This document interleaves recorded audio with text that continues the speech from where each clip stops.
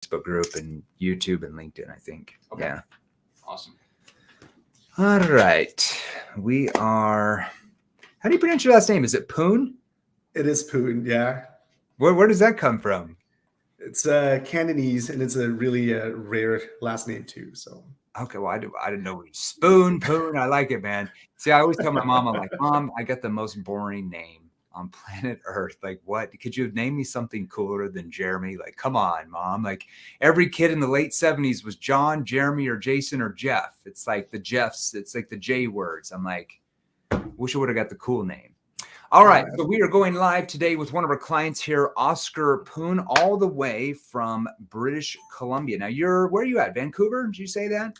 Vancouver, Canada. Okay. All right, That's Vancouver. right. So today we're going to break down Oscar's sales process. Now, Oscar has been a client of ours. How long have you been a client for us now? 2.0, more than a year. Inner Circle, approximately 6 months. Okay, you got an advanced Inner Circle about 6 months ago. You originally got into like our basic level product 2.0 about a year ago or something. Okay, so that helps me understand. So every week we typically will interview a client from a completely different industry, and we break down their sales process with you and certain questions we've taught them that will help you in your industry with what you sell. We're going to talk about some tonality. We're going to talk about some different golden nuggets that Oscar has agreed to give to each of you for free. He's not even charging you for that. He should be. And we're going to break down a sales process from the connecting stage to how does he help them see that they have a gap, problems, to how does he get them to focus on what their future is going to look like once the problems are solved, to consequence questions, to presentation, all the way down to closing the sale. Now, Oscar, walk us through, what do you actually sell now? You're in kind of a unique industry. Yeah, I sell market data or market intelligence to medical device or surgical equipment manufacturers in a B2B environment. So you're more of a B2B environment. And what is your average sales cycle? Because typically, I think I looked at the stats the other night, because a lot of people ask us, 59%. So about 6 out of every 10 of our clients are in B2C sales, and 41% are more in B2B like you are. So it's a good mixture because there's typically more B2C salespeople in the world anyway. So like a 60-40 split. But what is your sales cycle like? How many weeks? How many months? Typically about 4 to 6 weeks. If it's a larger deal, in the 6-figure range, then it might go on to like 3 to 4, even 4 months. Yeah, 3 to 4 months. That's typically. And there's some things we can do, certain things we ask, and different things that speed that up, right, to build more urgency in the sale. We're going to talk about that today. Now, if you're brand new to the Facebook group, we're going live here on StreamYard on my desktop. We're going live in our Facebook group, Sales Revolution. Have about 39,000 of you run around there. We're going live in the Facebook business page. I think there's about 90,000 of you on that. I'm going live on my personal Facebook, LinkedIn, and YouTube. All right. If you're brand new, this is the first time you've seen any of our lives. My name is Jeremy Miner in the pink shirt. I call it salmon. It's more of a salmon color. Don't make fun of me. All right. Salmon. It's not pink. But my name is Jeremy Miner. I'm the chairman and founder of Seventh Level. Now, we are a sales training organization that trains salespeople exactly like you watching me right now.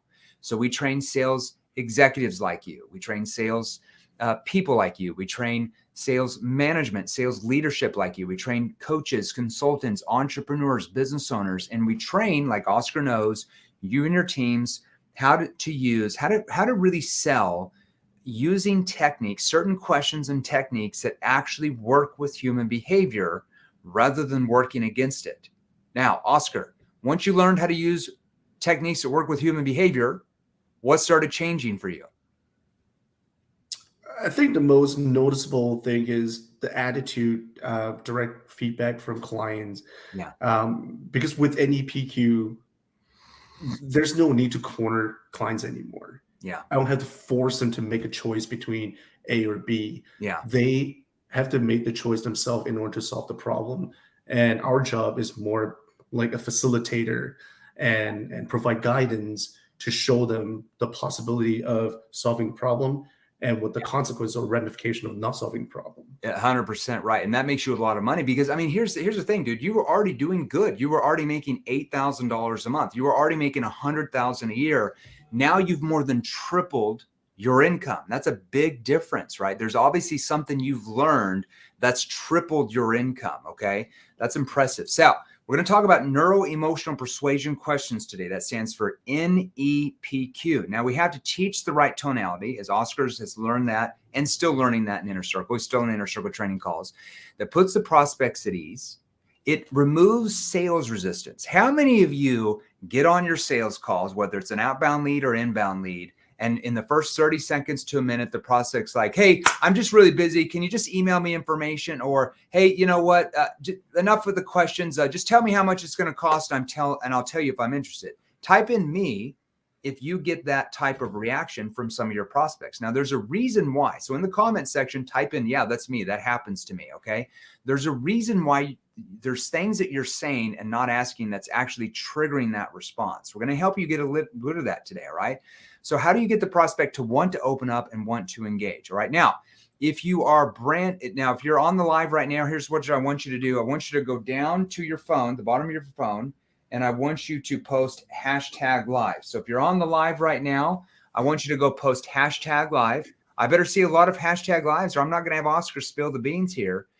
Post #live. If you're on the replay, I'm going to have you post #replay. So if you're on the live, post #live.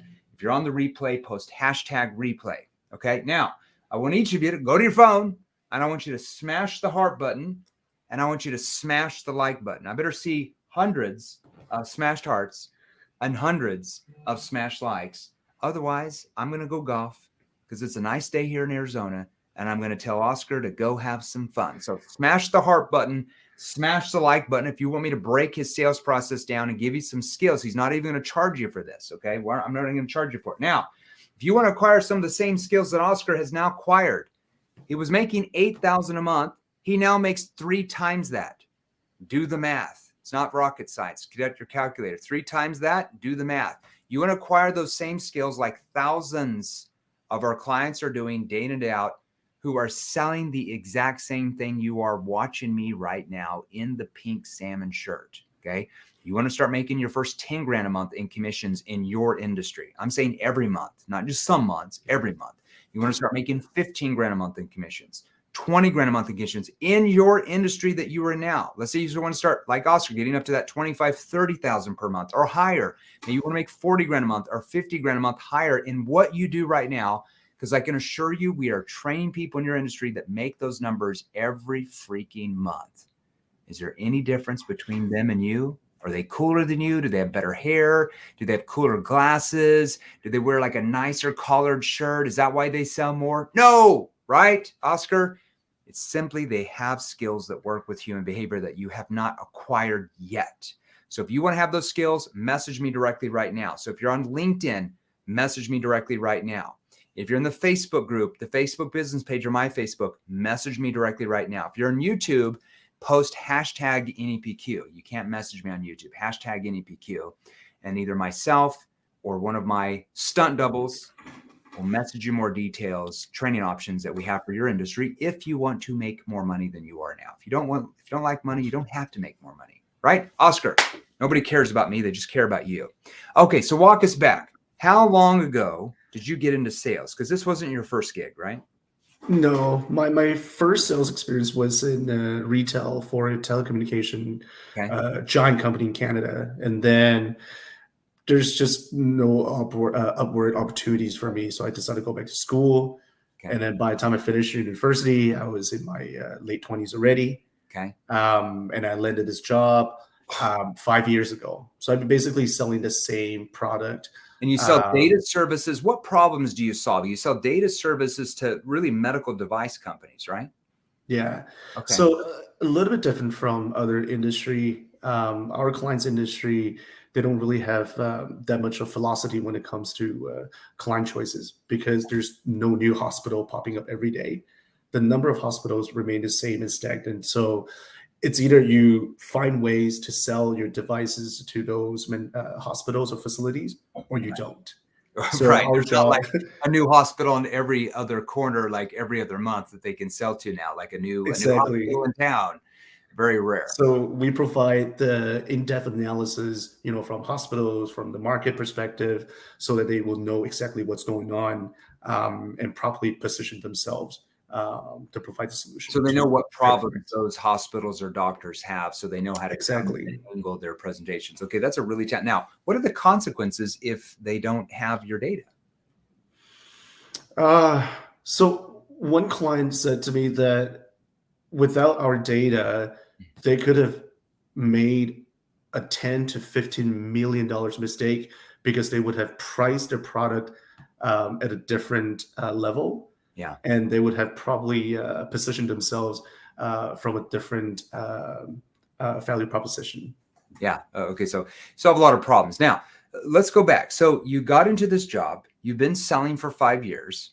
Hey, you were definitely well above average. You're making $8,000 a month in commissions. What went through Oscar's brain? Because a lot of people are like, man, $8,000 a month. I know everything. I'm so good at sales. I don't need to learn anything else. What caused Oscar to be like, you know what? I need to learn more advanced skills. Like I need to make more money than what I'm making. I'm leaving money on the table. What went on in your brain that triggered that? Jeremy, you were definitely bang on. I was definitely like one of those. I thought I knew everything already because I was definitely making more than my counterparts Yeah. 3 or 4 years ago. Yeah. And then I bought a place in Vancouver, and Vancouver is one of the most expensive cities to live in. Yeah. And interest rate is increasing, and then my partner got a mortgage as well. Okay. So now, instead of paying one mortgage, now I'm paying two mortgages. Yeah. And yeah, just different responsibility makes me feel like So you're like, there man, must be some reason I need to why. make more money. I've got 2 homes now. Like I can't afford this on $8,000 a month. I need to make more. And in fact, I found you because I didn't know you actually trained one of our clients Oh. in the medical device world. Oh, okay. So we train And it. then, Okay. yeah, and then I found his name. I'm like, oh, I recognize this person. And I Okay. found out, oh, he actually learned ADPQ from you. And that's how I got into ADPQ. Oh, okay. So that's how you found us, through like a medical device company that we train. Okay, that Yeah. makes sense. Okay, so you dove into our beginning level product, NEPQ 2.0. Tell us a little bit before we go through the specific questions, because I think you said you almost doubled your income by just getting into 2.0. Tell us, like, what was different for you once you started getting into that product compared to how you used to sell? I think attitude plays the whole thing here. Mhm. Less assumptive, Yeah. Okay. and there's no more assumptions thinking about, oh, prospect might need this. We Yeah. use a lot of words like possibly, Yeah. and then understanding how and when to downplay yourself so Yeah. they can draw their emotion out. How you get them to It's pull you in. Okay. exactly. So you started to learn how to disarm them. Okay, so then I think you said your income almost doubled. So you're now talking like, hey, I'm making 160 now, or whatever you're making. Mhm. What caused you to be like, okay, I'm making more than 100. I'm making 160 now. What caused you to be like, I need to learn even more advanced skills to make more than that? Because a lot of people would just stop there and think they're the king of the hill. It was because of the same client that I mentioned earlier. He's in the medical device space. He sold so much from 300K to 700K, and then sold more than 1 point something million dollars. And eventually, the company offered him an exclusive uh, distributor Yeah, I know which client opportunity. you're talking about. Yeah, that He, client. And I'm he was like, getting up to where he was almost making $1 million a year in commissions as a sales. yeah, so I'm like, if he can do it, maybe I can do something too. Maybe I can make more. Oh my gosh, he's Exactly. making 10 times more than me. All right, so you got into advanced circle. So let's break this down, because advanced circle is far more advanced than NPQ 2.0. It's the foundation, but advanced in circle goes from like here to here. Advanced looping, advanced reframing, advanced objection, and advanced tonality. Everything's advanced, right? That's why you see thousands of testimonies from people in inner circle. Okay, so let's talk about connecting questions. Okay. Now, I know you cold call, but you also have inbound leads as too, kind of 50-50, right? Yeah. Before you got into advanced inner circle, walk us through what you were saying on your cold calls. I have to hear this. Oh, God, I might cringe. Hi, is this X, Y, and Z? Just curious, would you be interested in knowing, our new reports that was recently published that might help you to get X, Y, and Z in return? Would And you they would be say what? interested? Immediately, almost 99% of them would say, I'm not interested. I'm not interested. Would you be interested? I'm not interested. So we started training you how to do a problem statement where you're focused on one or two generic problems that they can identify with. And what changed? What type of responses did you start getting from that? So now they would either tell me, hey, I'm not the right person, but it sounds pretty interesting. Or, yep, I'm the right person. What do you want? And then Right. we'll start the dialogue, and then we'll start to talk The about the two-way problems. conversation. So is it Exactly. easier to, so what you've learned is how to disarm them where they've opened up. Is that what you say? Exactly. Okay. Now let's talk about connecting questions. So let's say that you have an inbound lead, because I know you take inbound leads too. You do outbound and inbound, but let's give an inbound example. What is one? Now you don't have to tell everybody all the connecting questions we've written out for your industry, because we've worked a lot on that. So we've worked a lot on yours actually. Now I remember. So 5 months. I know, right? What's one good connecting question we've taught you how to ask, and then how do your prospects react to that?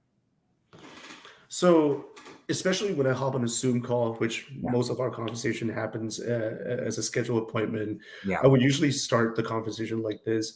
So, the first part of this call is really basic. It's really more for us to find out where, what you're doing with the data now compared to what you're wanting to do with the data for, just to see what that gap looks like, to make sure we can actually help you. And then I'll start to ask. So it's a status frame that we've taught you. Yeah, the first part of this call, it's now, this isn't the first question that Oscar asked, because that would be awkward just getting on Zoom saying that. There's a couple questions he asked before that, because you have to position that. The status frame is important because it basically helps them know that if they feel like it's what they're looking for, there's possible next steps at the end. Like next steps, like for you, typically you're not most of the time closing on the first call. You're more closing on the second or third call, right? So the next step for you is just booking the next appointment, right? So the first part of this call, now notice what Oscar did. The first part of this call, it's pretty basic. So you downplay it. Why would you not want to upplay it? Like, okay, I'm so excited for you to be on this call. This is going to be awesome. So glad you came here today. Why would we not want to do that with most prospects? They feel, they're going to hold back their attitude and emotion, and then they're just going to watch and listen. Yeah, because you're dealing with like a high level person, right? These are C-level executives you're talking to. So they're sophisticated, they're very educated. So you get on there and jump in and all excited and pushy, they're just gonna be like, whoa, they just emotionally shut down, right? Like it's over. It's over at hello. So the first part of this call, John, I mean, it's pretty basic. It's more for us to find out, kind of what you're doing with the data now, like what that looks like, results you're getting from it compared to what you're needing it to be. So we can, kind of see what that gap looks like. Notice what he did with his hands. He's already building a gap visually because they can see him, just to see if we can help. And then towards the end of the meeting, if you feel that it, that it might be what you're looking for, we can talk about possible next steps. Would that help? Now, what do people say when you ask that? Nope, it would not help. What do they say? Yeah, absolutely. That sounds great. Yeah, so you're just position it, right? Okay, so that's a status frame in the connecting stage. Now, there's a couple other questions you're going to ask after that to trigger more engagement, but we don't have time to go through that. What's one good situation question that we've taught you? There's about 3 or 4 or 5 actually in your space we taught you. What's one good situation question to help the prospect and you really find out the real situation of what's going on? Yeah, I think I ask most often, maybe walk me through what type of data you're using right now. Okay. Can you walk me through like what type of data are you using now, just so I have a better understanding? Now, when you say, can you walk me through, that's an NEPQ lead-in phrase. What did you used to do to try to find out their situation before NEPQ? Do you already have data? Yes or no question. Okay. So that wasn't getting you very far. Nope, I don't have it. Yeah. And I'm like, okay, perfect. We have data. Okay. And they're like, okay, but we don't know if you are the right fit for us or not. How do they react to that when you say, can you walk me through like how you're using the data you have now, just so I have a better understanding? How does that typically, what do they typically react to that? They will start to describe their situation and explain why they reach out to us in the first place. Yeah. Self-persuasion. Now, there's 3 or 4 more situation questions you have to ask for your industry after that. But let's move into problem awareness. What's one good problem awareness question you ask? that really helps them start to see that maybe they have a much bigger problem or problems than they originally thought before they got on that call with you. Yeah, this is probably the golden key. The biggest takeaway I got from NEPQ was the 3 words, do you like? Yeah. So what do you do for your So I would say, so after they explain what they have or what they don't have, and I'll tell them, do you like the results you're getting though? Yeah, and notice his cadence there. If he says, "So you've been doing XYZ for 6 years, do you like the results you're getting?" Yeah, I like the results, because it's a knee-jerk question that's going to get a knee-jerk answer. But if he leans in and says, "Okay, so you've been using that way for the last 24 months. Do you like the results you've been getting?" So that's more of a serious question. Now, see the verbal pause that we did there. Why is the verbal pause so important there? Do you like the results you've been getting? Why is that so important? Why do we do a verbal pause there? It gives them time to think. They didn't just come off, okay, like, do I really like the thing?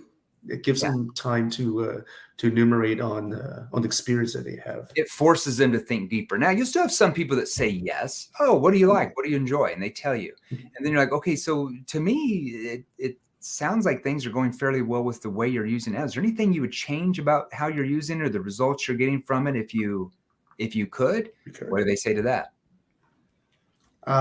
Yeah. Well, actually, many of them would just tell me, no, I'm not happy with the result. That's why I'm reaching out to you. Yeah, most people will, for sure, 100%. All right, now there's other problem awareness questions you have to ask after that to really position it. But then we're going to move in, once we've built a gap from where they are, situation questions, current state, to where they want to be. Call that their objective state, okay? What's the gap? These newfound problems you're helping them see from your questioning, not by telling them that goes in one ear out the other. Give us an example of a solution awareness question we've taught you.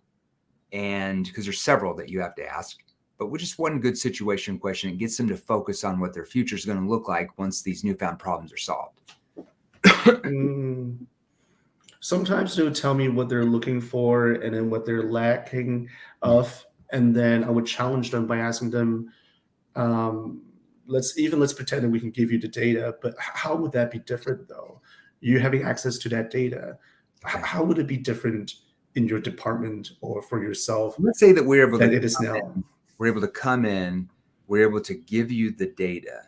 How do you see it being different for your department than it is now though with the right data? How do they react to that? They will usually be quiet for maybe a couple seconds and then start to think about, oh, that's a good question. Never really thought about this. And then, of course, we follow up by, if you really thought about it. Well, if you really thought about it, and what do they do? They're like, yeah, it will save me time. It will, and then start to pull up the emotion.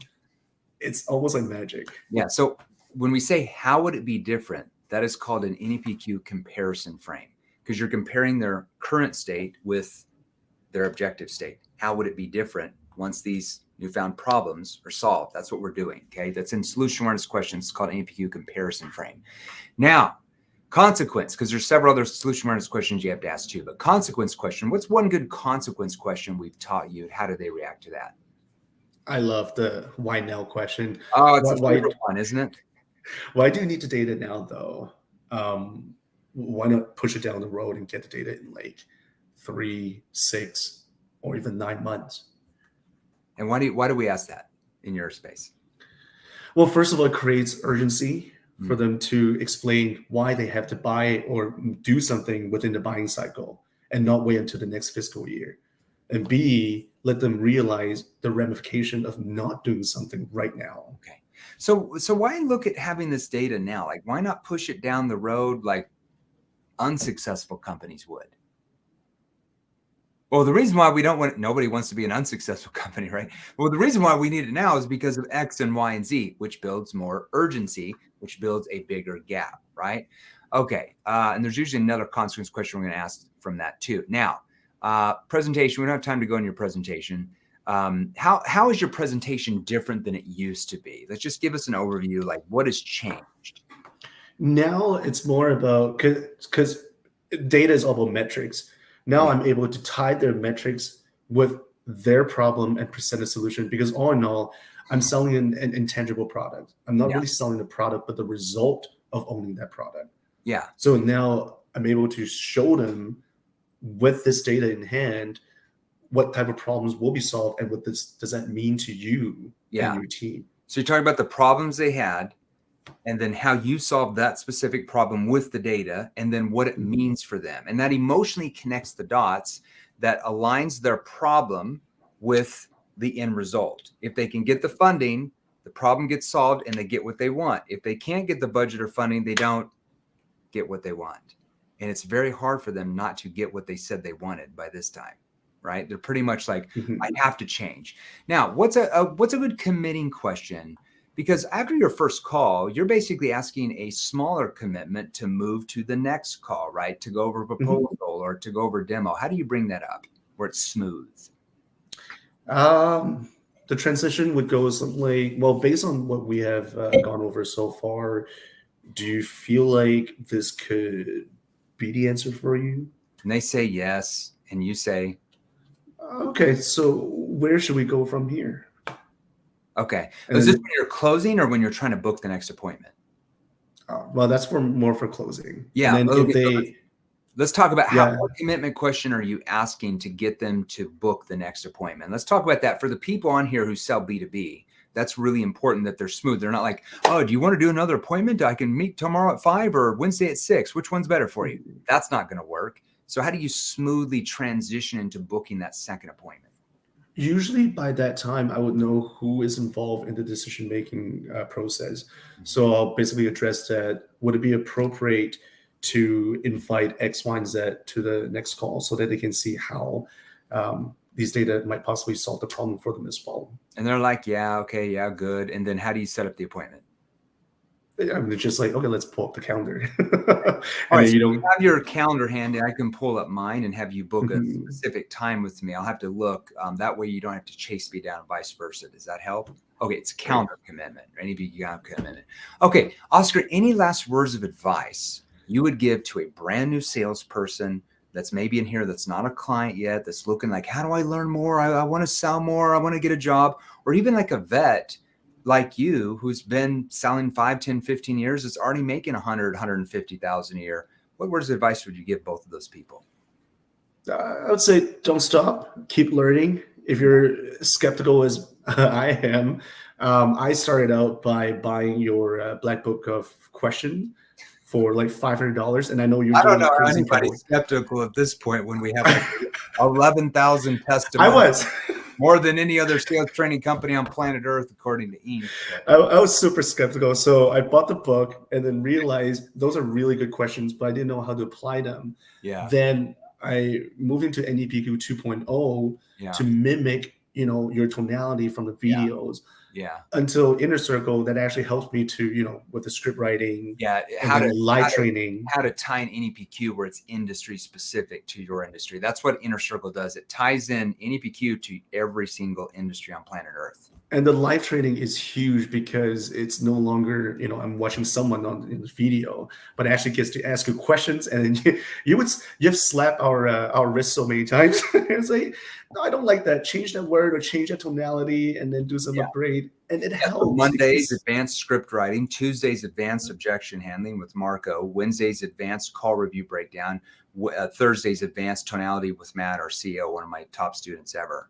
So between me, Matt, and Marco, if you guys can at least triple what you're doing, I don't know what to tell you. All right. Well, hey, congratulations on your success. Going from 100,000 and tripling your income already within 6 months is phenomenal. We hear those stories all the time. So I'm just like, okay, another guy tripled his income, big deal, whatever, but it is very important. Like, okay, I always have to ask at the end, does your partner, do they like us here? Do they like 7th level?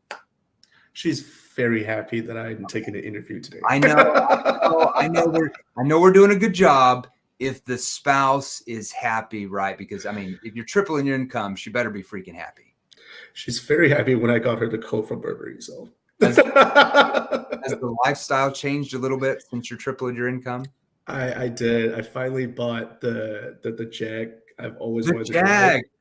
All Yeah. right, fist bump So through Zoom. pretty Fist happy. bump through Zoom. We're gonna fist bump. Right. All right, brother. All right, guys. I gotta go. Oscar's got an appointment as well. I've got a podcast with Matt, our CEO.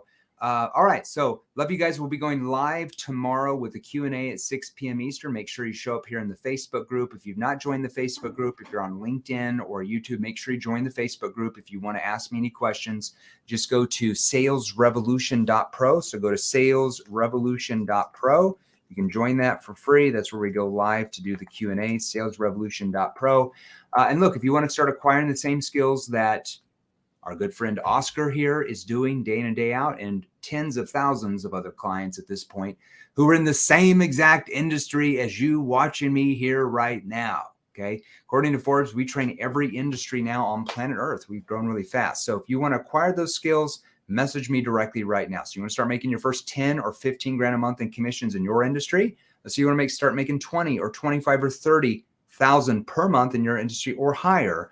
Message me directly right now. Okay. Now, if you're on YouTube, you have to join the free Facebook group to message me directly, because on YouTube, you cannot message directly. Now, if you can't figure out how to message me because you're an old man like me and don't understand social media, in the comments, post hashtag NEPQ, post hashtag NEPQ. If you spell it wrong, I won't get angry. And either myself or someone on our team will message you some training options for your specific industry if you want to make more money in your sales job right now. Now, if you're a business owner or sales manager, you want your teams trained, we have those programs as well. Message us directly in the DMs and we can get some details over for you as well. Oscar, thanks so much. Enjoy the snow out there in British Columbia? Is it snowing out there? Rain. Vancouver. Okay. It's very nice here. It's like a nice 65 degrees. We're in some short sleeves today here in Arizona. All right. Thanks, everybody. Thanks, Jeremy. And take care, everybody.